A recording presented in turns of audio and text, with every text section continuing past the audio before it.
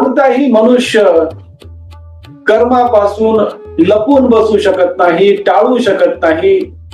कर्मापासून पळून जाऊ शकत नाही. पण जो मनुष्य कर्म करत असताना प्रत्येक क्षणी मी करता नाही ही भावना मनामध्ये जपतो,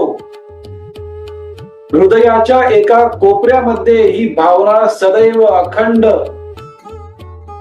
नंदादीप प्रमाणे तेवत ठेवतो, तो मनुष्य ब्रह्मज्ञानी मनुष्य आहे असे समजतो अर्जुना. असा ब्रह्मज्ञानी मनुष्य कर्म करताना